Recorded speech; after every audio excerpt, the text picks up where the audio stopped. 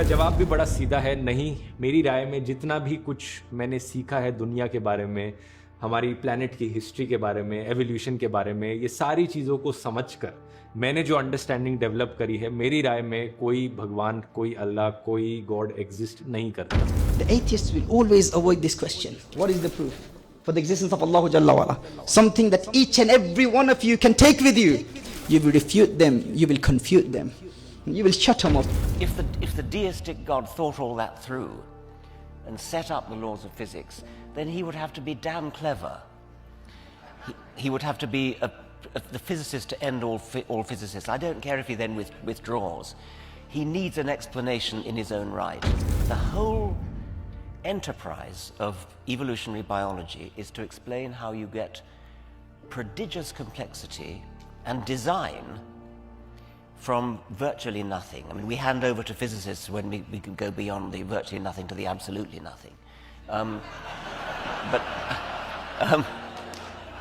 Quantum vacuum, quantum fields, energy fields, laws of physics, space, all of that is something.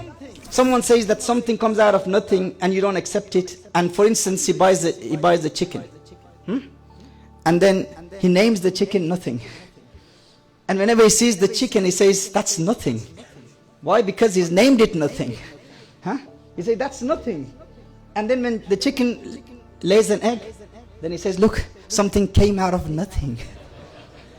Something came out of nothing. You will say that's not nothing, that's a chicken, but you've called it nothing. You've given it that name to prove your point. मगर सुनिए मगर हकीकत ये है कि वहाँ शख्सी आज़ादी राय देने की, बोलने की नहीं है। जी, ये एक आखिरी सवाल मुफ्ती साहब से। हाँ मैम, इनको माइक दीजिए। शुक्रिया।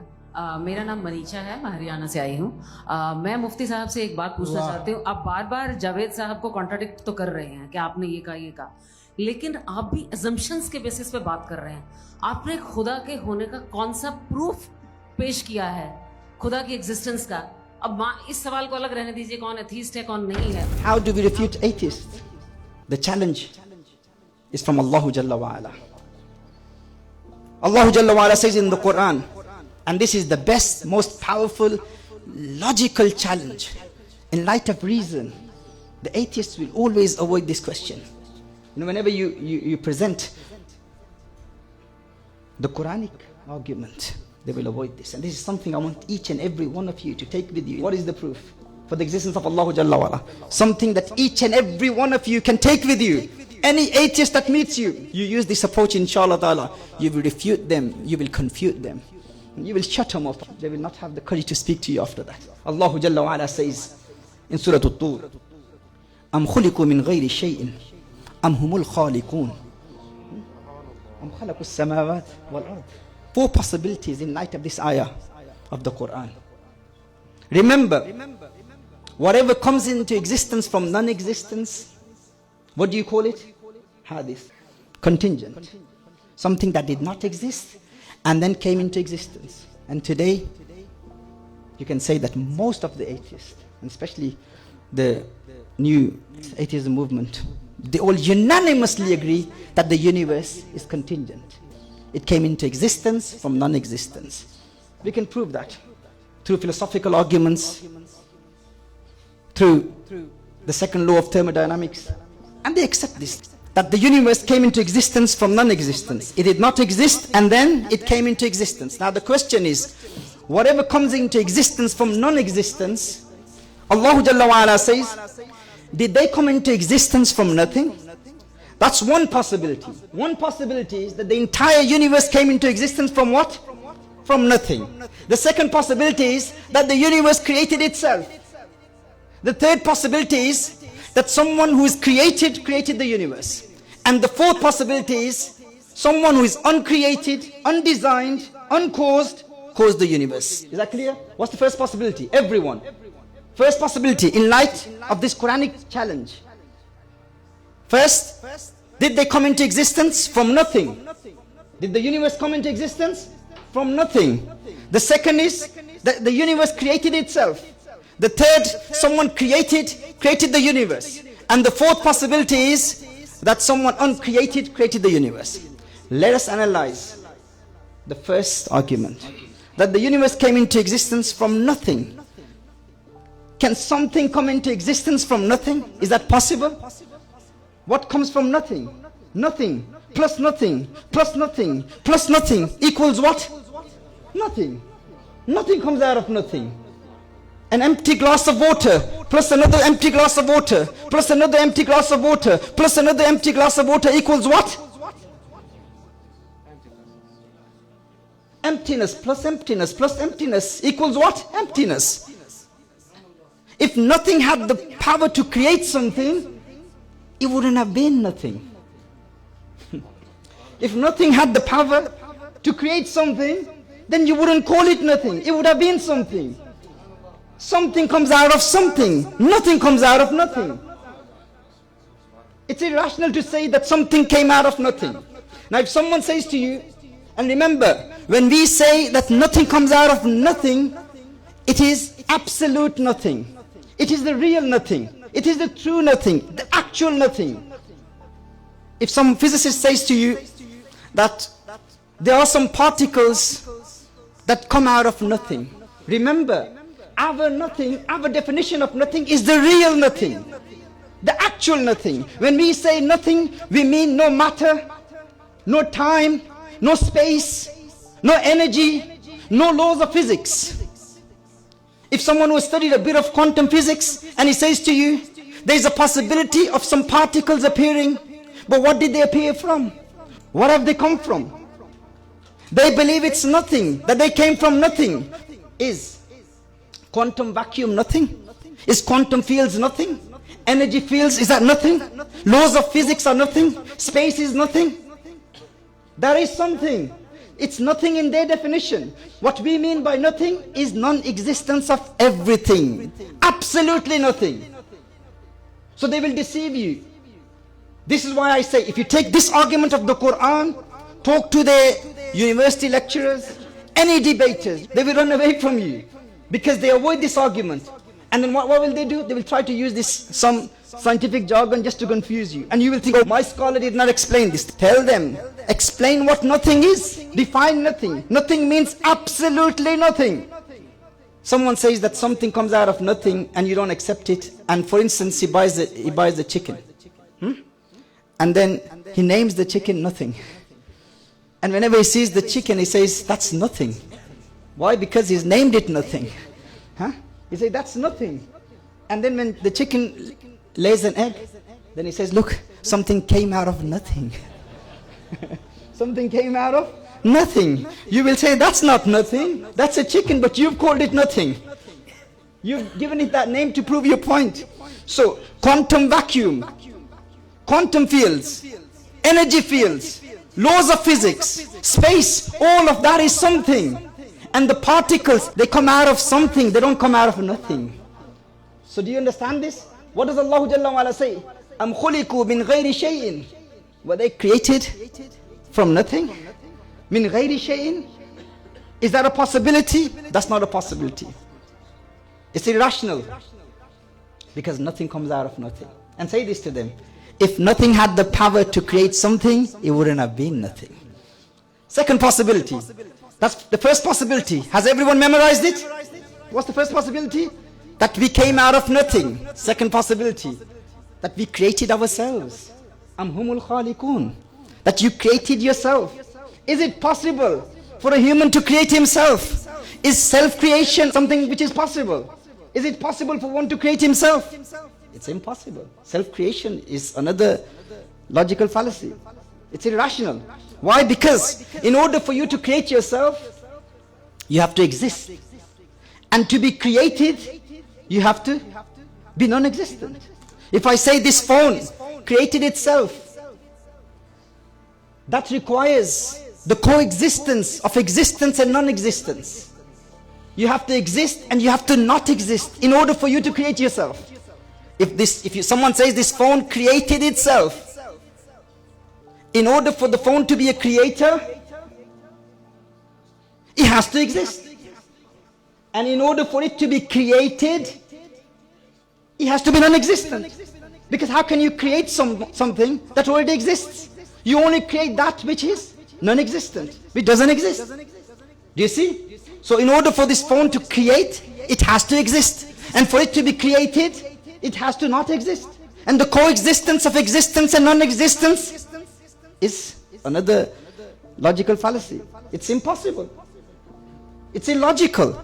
So you cannot create yourself. It's impossible for you to create yourself. This is like saying that the chicken laid an egg and what came out of the egg was the same chicken. Is that possible? That's impossible. The cake baked itself. Or the book, a Sheikh Maulana Hussain al-Qadri, he didn't write the book. The book wrote itself. Is that possible? It's impossible. Or the girl gave birth to herself. Is that possible? Impossible. First option, we came out of nothing. Impossible. Second option, we created ourselves. Impossible. No one will accept that. Third possibility, a created being, someone who was designed, someone who was created the universe. For instance, this mic here. Have you seen this mic? You can all see it? Yes? Does this exist or not? Does it exist or not? Seeing is believing. That's what people say, don't they? Seeing is believing. Yes? You all believe that this mic exists.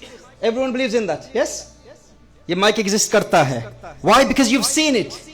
The question is, who assembled this mic? Who manufactured this mic? Who made it? For instance, someone says, I made it. Maulana Khalid.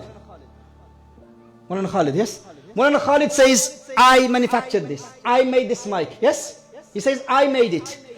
Now, in order for him to make it, he says that I am dependent upon the permission of someone else.